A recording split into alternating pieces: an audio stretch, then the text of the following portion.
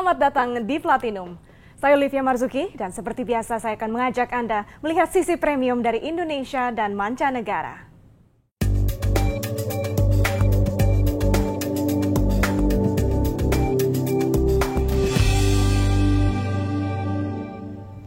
Sejarah panjang industri perfilman Hollywood tercatat tak hanya dalam ribuan film-film yang sudah diproduksi sejak 100 tahun lalu. Berbagai benda koleksi Hollywood yang jumlahnya mencapai 10.000 unit kini tersimpan dalam The Hollywood Museum. Industri perfilman Hollywood tahun ini genap berusia 100 tahun. Sejarah dan perkembangan bisnis layar lebar selama lebih dari 1 abad ini diabadikan dalam sebuah museum yang telah dibuka untuk umum sejak tahun 2003.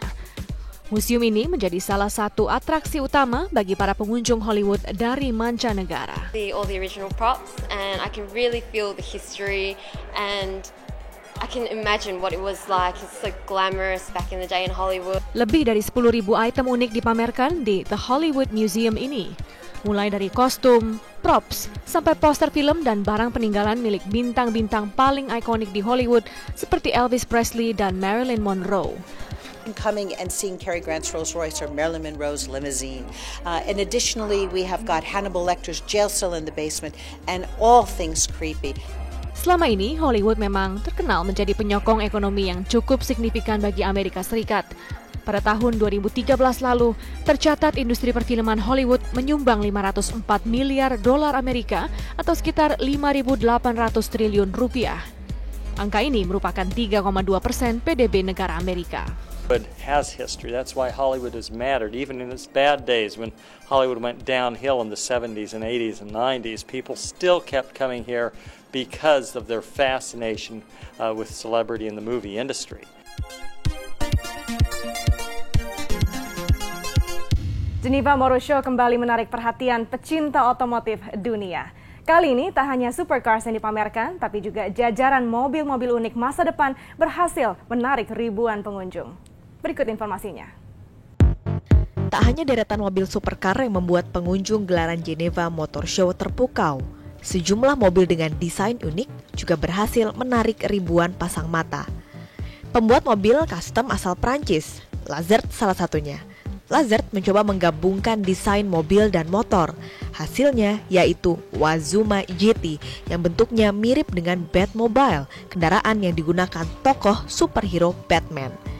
Meski terlihat nyentrik, tapi jangan remehkan tenaganya. Mobil tanpa atap ini didukung mesin V4 Jaguar yang berkapasitas 4 liter. La réaction des gens, ils sont étonnés évidemment parce que du coup c'est une catégorie bien particulière qui est le 3 roues. Donc c'est ni une voiture ni une moto, c'est un tricycle qui est reconnu de manière européenne, mais c'est un 3 roues avec les avantages et les inconvénients de cette machine. Deretan mobil unik lainnya yaitu Flash Launch, sebuah mobil unik yang desainnya sebagian besar mengadopsi pesawat terbang oleh para mahasiswa di Prancis. Mobil balap ini menggunakan mesin 4 silinder, mampu memutahkan kekuatan setara 156 tenaga kuda. Mobil ini memang belum akan diproduksi massal, namun harganya diperkirakan mencapai 50.000 euro atau sekitar 800 miliar rupiah. À chaque projet, on définit un thème. Donc ici, c'était l'aviation. C'est pour ça qu'on retrouve la dérive centrale, l'aile au centre et toutes les pièces en aluminium usinées. Dari pabrikan Jepang, Nissan kembali memperkenalkan Nissan Blade Glider. Mobil ini mengusung ide segar dengan bagian depan yang meruncing dan sempit, terinspirasi mobil balap Delta Wing. Namun sayang, Nissan belum bisa memastikan kapan mobil ini diproduksi secara massal. Sementara produsen mobil nomor 1 di Jepang, Toyota, tak ketinggalan memamerkan prototipe model terbaru dari seri FV2. Mobil berpenumpang 1 orang ini bisa dikendalikan hanya dengan menggerakkan tubuh. Gaya hidup premium menjadi semakin lazim di Indonesia. Berbagai kemewahan pun mudah kita temui termasuk produk wine. Peran sommelier pun menjadi semakin penting untuk mengapresiasi minuman tersebut. Sebotol wine mengantarkan Anda pada banyak cerita. Minuman hasil fermentasi sari buah anggur ini kini bukan lagi milik bangsa asing. Minuman ini sudah sangat akrab dengan kalangan atas Indonesia sebagai gaya hidup. Hal ini pula yang akhirnya melahirkan profesi wine sommelier di Indonesia. Salah satunya adalah Suyanto. Senior wine sommelier terbaik se-Jakarta selama 3 kali berturut-turut ini akan berbagi cerita bersama saya. Dalam peran untuk menservis konsumen, apa perannya wine sommelier? Sangat luas banget ya. Jadi dia harus tahu wine knowledge, wine country, terus karakter dari wine, terus bagaimana penyajiannya. Jadi misalnya kayak bulan-bulan ini kita lagi demand-nya lagi French wine. Bicara demand, sebenarnya seperti apa sih market dari wine itu sendiri di Indonesia? Untuk Indonesia keseluruhan bisa dibilang wine-wine dari New World Wine sekarang sudah mulai develop ya. Mereka karena memang dari rasanya tuh yang straightforward. Indonesian people like straightforward taste wine seperti kayak fruit driven, terus karakter more bold, terus full bodied. Nah, itu biasanya didapat dari wine-wine yang dari Australia misalnya gitu. Salah satu servis yang diharapkan dari seorang sommelier adalah decanting. Proses ini merupakan salah satu yang memenangkan sommelier dari The Cellar Wine House Four Seasons Jakarta ini di kompetisi internasional. Proses ini biasanya by request ya, by request dari konsumen ya? Betul, dan juga berupa suggestion dari si sommelier. Karena kita perlu tahu untuk bagaimana sih menikmati wine yang benar. Proses decanting membuat kualitas wine akan lebih terasa.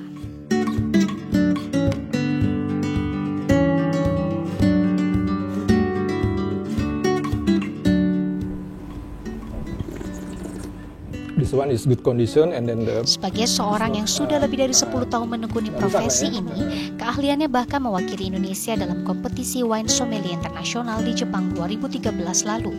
Sebenarnya seperti apa sih Pak komunitas internasional melihat profesi wine sommelier di Indonesia dan juga industrinya secara lebih spesifik lagi? Kayaknya sih positif ya, terutama Indonesia big market. Setelah itu kayak kota-kota besar seperti Jakarta, Surabaya, Manado itu penduduknya sudah yang di kota tuh memang sudah menikmati wine gitu. Salah satu untuk minuman kalau men-entertain tamu atau dia juga pengen untuk hang out gitu ya. Jadi memang wine sekarang sudah jadi tujuan utamanya untuk mereka cicipi. Keberadaan wine di tanah air terlihat dengan meningkatnya permintaan wine di Indonesia. Sejak tahun 2010, setiap tahun permintaan wine naik 10 hingga 15%, terutama di wilayah Bali dan Jakarta, dan paling banyak dinikmati oleh konsumen usia 25 hingga 45 tahun. Di tempat ini pun ternyata wine asal Prancis, Chateau Margaux, seharga 19 juta rupiah ini menjadi wine yang tidak jarang dipilih oleh konsumen lokal. Platinum akan kembali sesaat lagi dengan berbagai informasi dan cerita dari seorang kolektor sekaligus investor lukisan. Tetaplah bersama kami.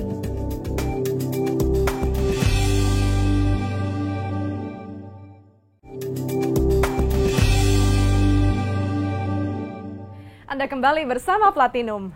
Memiliki hobi yang dapat menghasilkan pendapatan lebih tentunya sangat menyenangkan. Salah satunya seperti cerita dari seorang kolektor lukisan berikut ini. Namun sebelum saya mengulas lebih dalam, mari kita simak highlight berikut. Produsen otomotif mewah terbesar dunia meluncurkan sebuah produk baru yang ramah lingkungan, BMW Cruise Bike. Sepeda gunung bergaya sporty inovasi BMW ini dibanderol dengan harga $1.200 Amerika atau hampir 14 juta rupiah. Tahun ini BMW mengeluarkan 5 model sepeda cruise bike yang dimulai dari harga $1.242 sampai $4.136 Amerika. Meski tidak menetapkan target penjualan, pihak BMW yakin produk ini akan memiliki penerimaan pasar yang tinggi dan harga jual sepeda ini pun sebanding dengan kualitas bahannya yang terdiri dari frame aluminium dan komponen sepeda bermerek Shimano dari Jepang. Wine yang baru dibuat pada tahun 2009 ini menjadi wine termahal di dunia. Wine dengan jenis anggur merah bernama Chateau Margaux tersebut dijual dengan harga $195.000 Amerika atau lebih dari 2,3 miliar rupiah. Tak hanya itu, wine ini juga terbilang eksklusif karena hanya terdapat 6 botol di seluruh dunia dan hanya tersedia di toko Leclerc yang berada di Terminal 3 Dubai International Airport, Uni Emirat Arab. Sebotol wine Chateau Margaux ini memiliki konsentrasi keseimbangan rasa dan kesegaran yang luar biasa.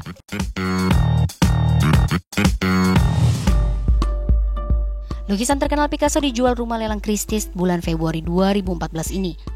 Lukisan yang dibuat pada tahun 1955 ini diperkirakan meraup nilai penjualan sekitar 15 hingga 20 juta euro atau 290 hingga 387 miliar rupiah. Lukisan ini menggunakan model Jacqueline Roque yang juga merupakan istri sang maestro. Dan ini adalah untuk pertama kalinya lukisan ini dijual dalam kurun waktu 55 tahun. Kemampuan akting yang gemilang dengan bayaran super mahal tidak menjamin bintang-bintang Hollywood bisa membawa pulang piala Oscar. 5 orang bintang Hollywood ini merupakan selebritis dengan bayaran tertinggi, namun sayang masih menjadi spesialis nominator Oscar tanpa piala.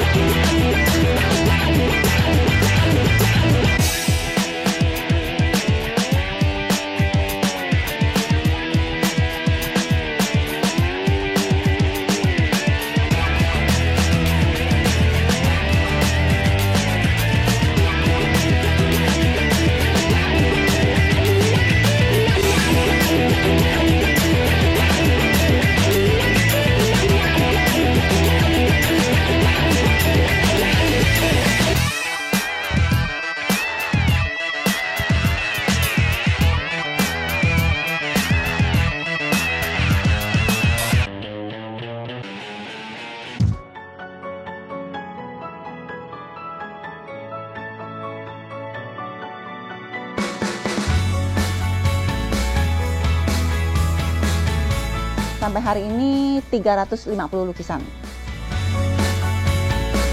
Saya tidak mau koleksi terlalu lama. Saya beli, saya invest, dan saya lelang.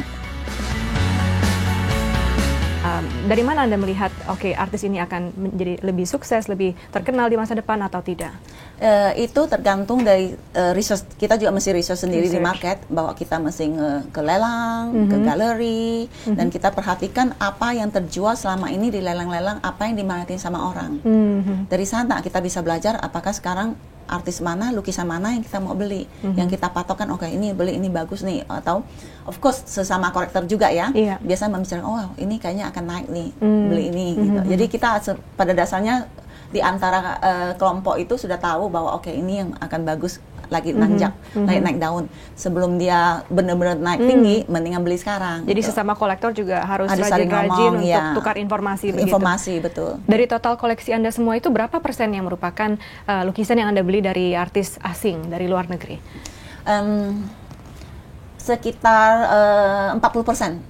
Saya beli artis langsung dari luar negeri. Sisanya adalah artis lokal? Iya, betul. Lewat lelang, lewat dari artisnya Indonesia langsung.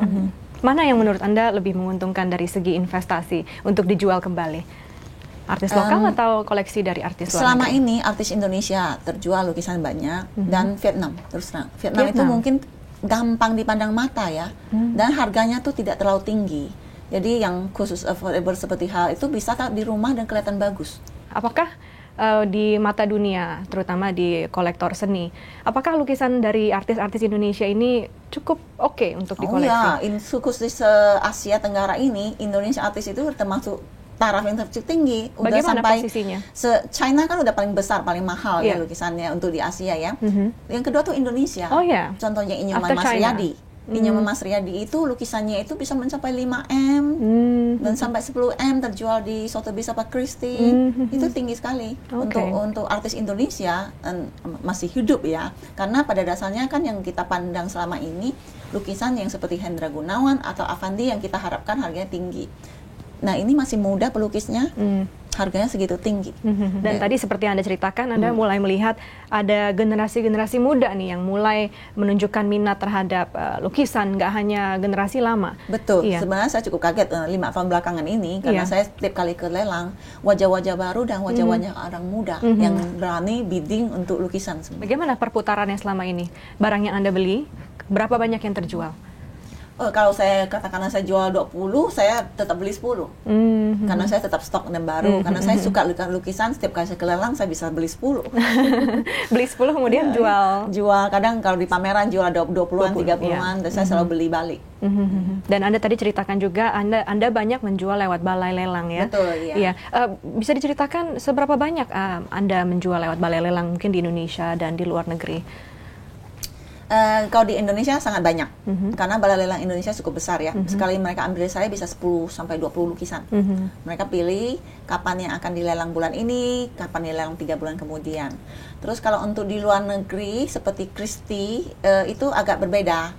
Cara mereka pilih, kita bisa consign, kita kirim lukisannya apa yang kita mau. Mereka akan pilih beberapa, dan itu juga masih sesuai harga mereka. Mereka tanya estimasinya begini, kamu terima? Mereka yang mematok harga untuk balai lelang di luar negeri seperti Christie dan Sotheby's. Karena mereka sudah terkenal ya. Jadi mereka mematok harga. Kalau kita pikir kita setuju dan it's okay, kita masukin. Kalau enggak ya terpaksa kita nggak masukin. Penutupan tahun 2013 kemarin, bisa ceritakan berapa revenue yang Anda dapatkan? Dari saya tidak menyebut angka, tapi lukisan yang saya terjual itu ada 100 lebih. 100 lebih lukisan terjual. Ada 110 atau 100 berapa? Berapa kisaran angkanya dari sekian sampai sekian mungkin? 15 M ya, 15 antara 15 M.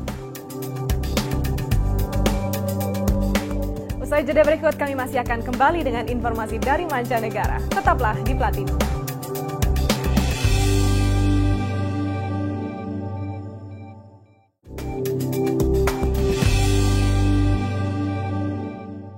Anda kembali di Platinum. Hadirnya gadget yang berikut ini bisa membawa angin segar bagi Anda yang gemar berwisata. Melalui benda ini, Anda dapat melihat kamar hotel melalui kacamata virtual sebelum Anda memutuskan untuk memesannya. Perjalanan wisata umumnya berhubungan dengan pengalaman di tempat baru, belajar tentang budaya, atau melepas penat dari kegiatan rutinitas. Alat teknologi dapat membantu meningkatkan kualitas perjalanan wisata, seperti gadget yang dipamerkan di International Tourism Bourse atau ITB, Berlin, Jerman, hingga 9 Maret nanti. Pameran ini diikuti oleh 10.000 peserta. Mayoritas peserta mempromosikan situs wisata dunia, namun sebanyak 170 peserta fokus pada gadget pariwisata.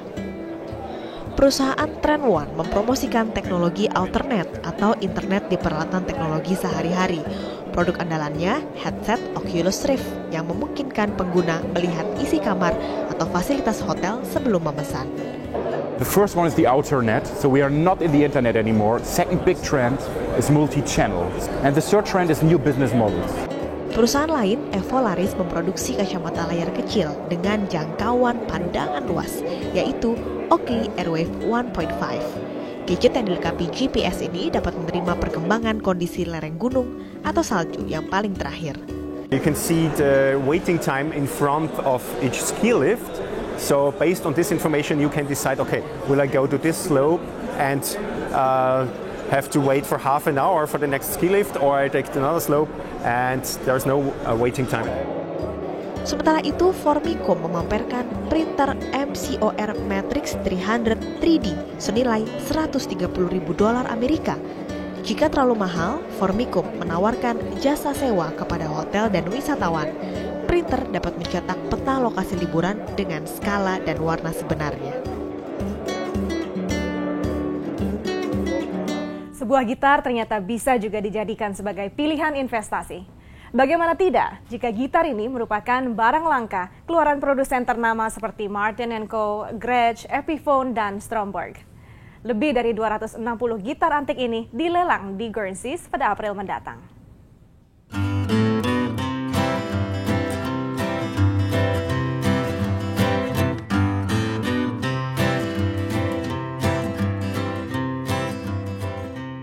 Sebanyak 265 gitar langka siap dilepas oleh Balai Lelang Guernsey Sebagian di antaranya pernah dimainkan oleh sejumlah musisi ternama seperti Mick Jagger dan Eric Clapton. Namun, bukan itu keistimewaannya. Barang yang dilelang merupakan gitar langka buatan produsen gitar yang malang melintang selama ratusan tahun. Sebut saja, gitar antik buatan Martin & Co, Gretsch, Epiphone, dan Stromberg bisa ditemukan di sini. Bahkan, para pencinta gitar berkesempatan memiliki belasan gitar karya John D'Angelico. It's the work of John D'Angelico, who worked the first half of the 20th century, had a shop, a studio here in New York in Greenwich Village. And there have been some people who have described D'Angelico as the Stradivarius of guitars. Lelang akan dilakukan selama 2 hari pada 2 dan 3 April 2014 di Bohemian National Center, New York, Amerika Serikat. Namun, para calon pembeli juga dapat memberikan penawaran secara online dalam penjualan akustik yang diklaim sebagai salah satu yang terbesar sepanjang sejarah ini.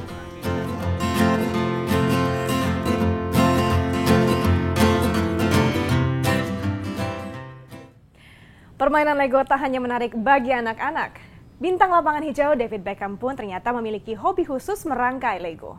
Lalu seperti apa keunikan permainan yang sudah ada sejak tahun 1932 ini? Berikut informasinya.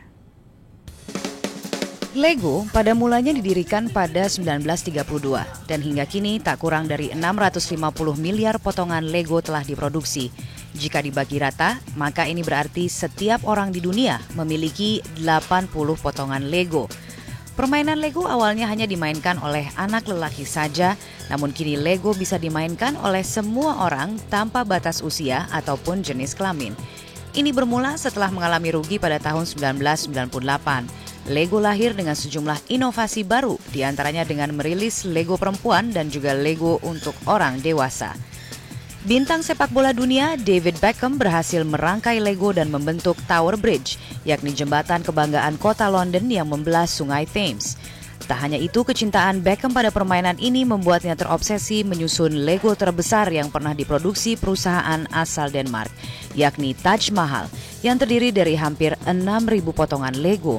Namun kali ini, Beckham tak mampu menyelesaikannya. Tahun lalu, perusahaan milik keluarga Ole Christiansen ini berhasil menjual 10 potongan Lego per detik. Dan pada musim Natal, penjualan naik menjadi 34 potongan setiap detiknya. Selain itu, sekitar 500 juta ban untuk Lego diproduksi setiap tahunnya dan menjadikannya sebagai salah satu produsen ban terbesar. Lego tak hanya menjadi produk mainan semata.